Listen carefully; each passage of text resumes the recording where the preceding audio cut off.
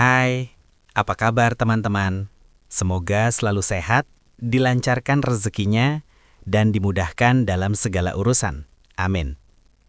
Seperti biasa, kali ini kita kembali mereview sebuah film klasik yang jarang dilirik, padahal memiliki sisi cerita yang sangat unik, bahkan gelap, menggoda, dan penuh simbolisme keimanan. Film klasik kali ini berjudul Satanico Pandemonium, La Sexorcista, rilis tahun 1975 dari Meksiko, disutradarai oleh Gilberto Martínez Solares dan dibintangi oleh aktris cantik Cecilia Pezet, serta didukung aktor senior Enrique Rocha dan Delia Maganya. Film ini berlatar sebuah biara terpencil yang terletak di kawasan pegunungan Caracas, Meksiko.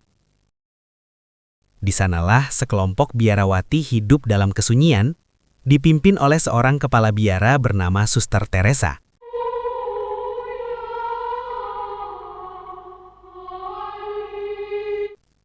Namun ketenangan itu mulai runtuh saat iblis menjelma menjadi sosok pria tampan dan mulai menggoda iman seorang biarawati muda. Tanpa berlama-lama, mari kita langsung masuk ke alur ceritanya. Selamat menyimak.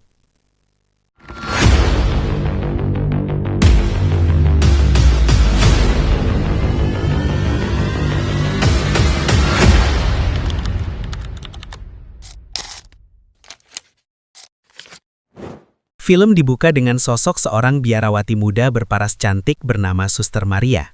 Usianya baru 19 tahun, dan ia dikenal sebagai biarawati yang sangat taat, polos, serta sepenuhnya mengabdikan hidupnya kepada Tuhan. Suster Maria tinggal di sebuah biara terpencil yang dikelilingi pegunungan, ladang dan hamparan bunga seroja yang tampak indah dan menenangkan. Suatu sore, setelah selesai menjalani ritual kebaktian, Suster Maria berjalan sendirian di taman biara. Ia memetik bunga dengan jemarinya yang lembut, sebuah kebiasaan kecil yang sering ia lakukan. Namun, ketenangan itu mendadak hancur. Tiba-tiba, muncul seorang pria asing, bertubuh telanjang, berdiri tak jauh darinya.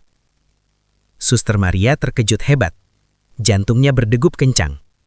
Pandangan matanya terpaku pada sosok yang sama sekali belum pernah ia lihat seumur hidupnya. Dilanda rasa takut dan rasa bersalah, Suster Maria langsung berlari sekuat tenaga menuju patung Bunda Maria, lalu bersujud sambil menangis, memohon ampun atas dosa mata yang baru saja ia alami. Menjelang senja, saat ia masih larut dalam doa, Suster Maria dikejutkan oleh suara seorang anak laki-laki yang memanggil namanya. Di belakangnya berdiri Marcelo, seorang remaja yang bekerja sebagai pembantu biara dan sehari-hari mengembalakan domba dan sapi milik biara. Marcelo membawa kabar gembira. Seekor domba baru saja melahirkan. Ia bahkan menyerahkan seekor anak domba kecil ke dalam pelukan Suster Maria.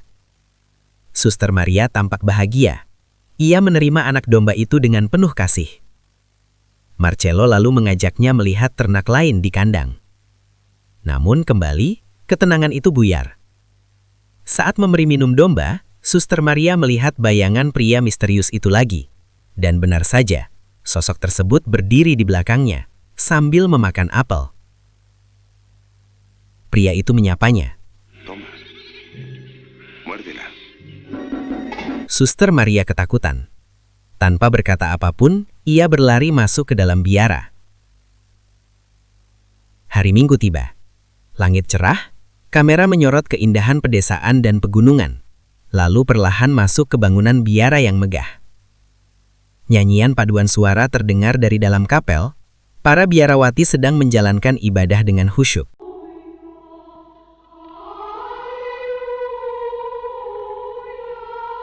Biara ini juga menampung dua biarawati berkulit hitam yang sebelumnya merupakan budak. Meski telah menjadi biarawati, perlakuan diskriminatif masih jelas terasa. Namun di balik itu, biara ini juga memperlihatkan budaya kebersamaan. Makan bersama, diawali dan diakhiri doa sebagai bentuk rasa syukur kepada Tuhan. Sayangnya, kebersamaan ini ternodai oleh perlakuan para suster senior yang masih menindas para pembantu biara.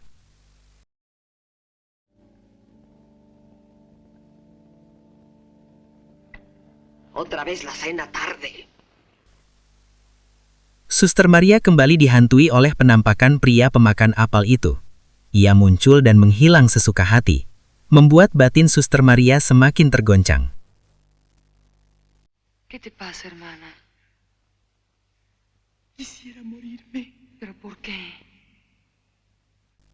Saat berdoa di kamarnya, bayangan pria itu kembali datang. Rasa takut kini bercampur dengan rasa bersalah dan dorongan hasrat yang tak mampu ia pahami. Merasa berdosa, Suster Maria memilih menebus kesalahannya dengan cara menyiksa diri, mencambuk tubuhnya sendiri sebagai bentuk penebusan dosa.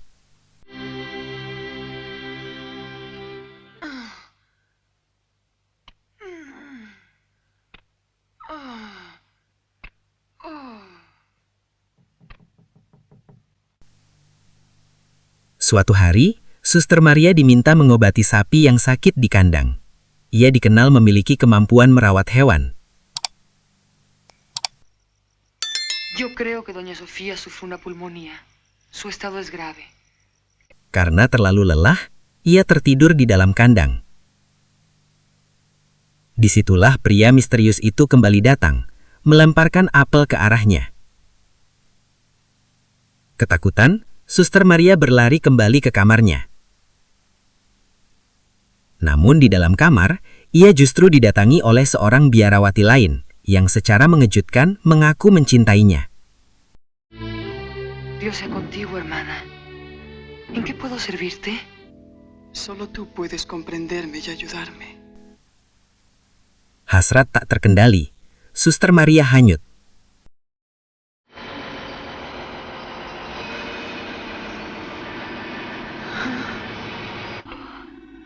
Namun saat kesadarannya kembali, ia terkejut.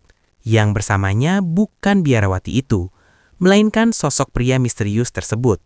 Ia memperkenalkan diri sebagai Luzbel, Lucifer, iblis yang menyamar sebagai manusia. Tujuannya satu, menyesatkan Suster Maria dan menghancurkan biara dari dalam. Sejak saat itu, kejiwaan Suster Maria mulai runtuh.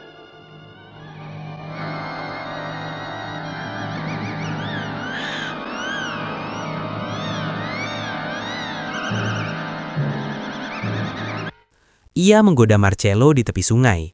Marcello ketakutan dan melarikan diri.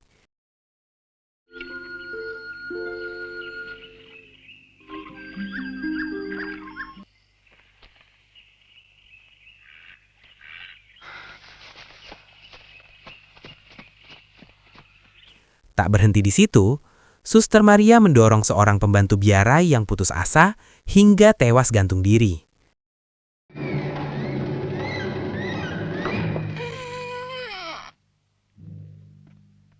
Iblis sepenuhnya menguasai jiwanya. Puncaknya, Suster Maria mendatangi rumah Marcello.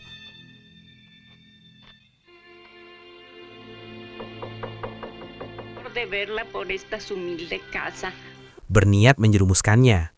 Namun Marcello menolak.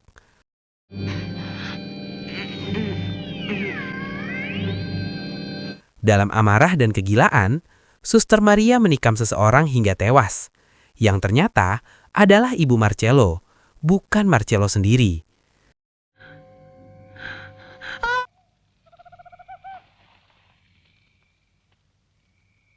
Rumah itu terbakar, keduanya tewas.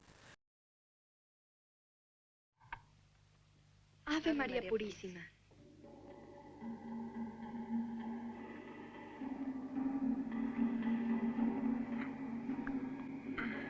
Bunda Superior mulai mencurigai Suster Maria.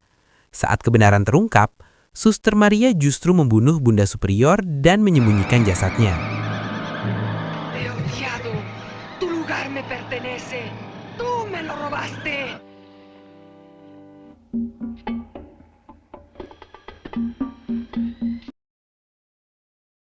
Upacara pemakaman berlangsung. Halusinasi semakin parah.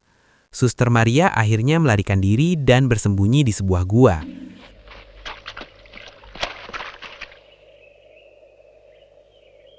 Di sanalah iblis kembali muncul dan menawarkan kekuasaan, menjadi Bunda Superior dengan menjadikan iblis sebagai Tuhan. Suster Maria akhirnya menyerah. Tu Luzbel viene a rescatarte. Conmigo vas a ser la más feliz de las mujeres. Vete y déjame en paz con mi agonía, maldito. Biara berubah menjadi tempat pemujaan iblis, dipenuhi pesta dan penyimpangan. Namun di akhir cerita, semua itu ternyata hanyalah mimpi.